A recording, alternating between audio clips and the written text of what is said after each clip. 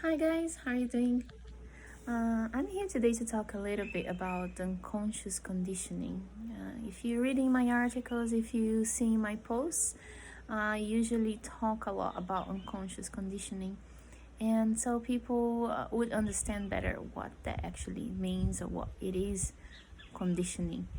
Um, think about yourself like an iceberg. So the tip of the iceberg will be your conscious mind, which is like 5% of what you do, say, and act from is conscious. So it's the tip of the iceberg. And 95% is unconscious. So you can't see, and 95% of yourself and everything that you say, do, and think is in the unconscious conditioning. The unconscious conditioning contains all the internal coordinates that you learned during your childhood or teenager years, especially during these times. But we continuously create new beliefs, or it's also possible to change the early ones. In the unconscious conditioning, we have all the needs, the desires, the values, the memories as well are stored there with the emotions, right? So if we have experienced tough times, difficult times, it's very likely that our unconscious conditioning is full of negative emotions waiting to be released, because they are actually stored in our memories, waiting to be healed, to be expressed. Okay, so it's very common sometimes if you experienced a lot of hurt and pain, the person will become bitter and will become protective, defensive, will feel annoyed quite easily, right? So it's not because the person is really bad, it's because the person is wounded and needs to be healed, right? So sometimes we are very fast to judge other people and to criticize, to name, to label them, to say, oh, this person is mean, this person is jealous, this person is this or that. But in reality, it's just the conditioning, the unconscious conditioning is hurt, is full of negative, self-defeating coordinates that the person picked up during their life. So we need to be a little bit more understanding and compassionate, actually, to see that their different experiences create different conditionings, and through the conditioning the person will express and create their reality.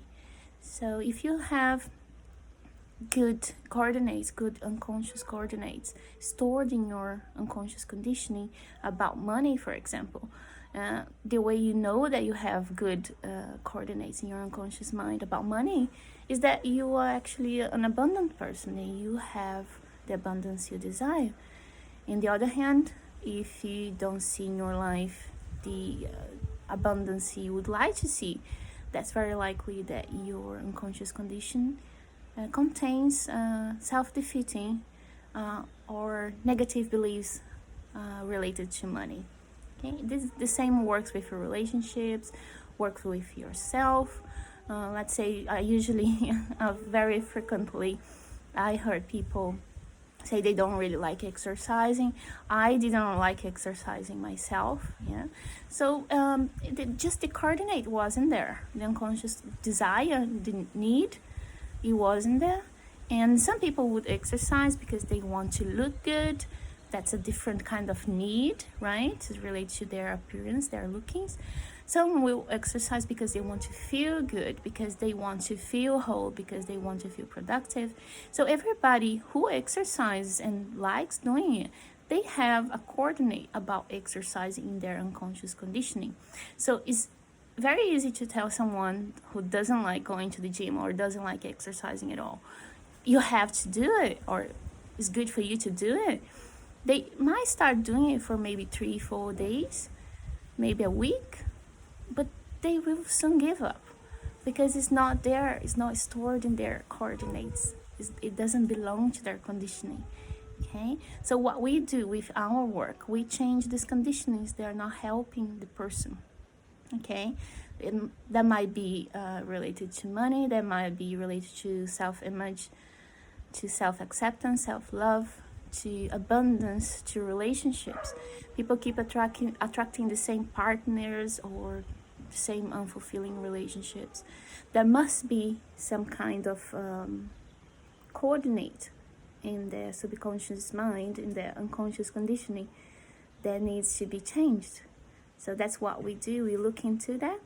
And now that you know that everyone has an unconscious conditioning, and we act from there, we think from there, we say stuff from there, everything stems from unconscious conditioning.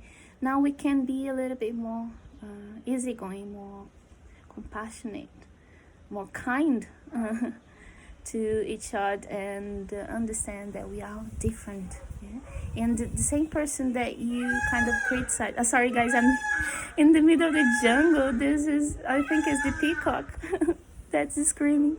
There are a lot of different animals here, but I really love it. Look around. It's so peaceful.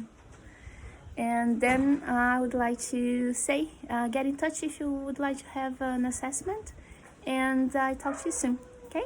Bye. Bye-bye.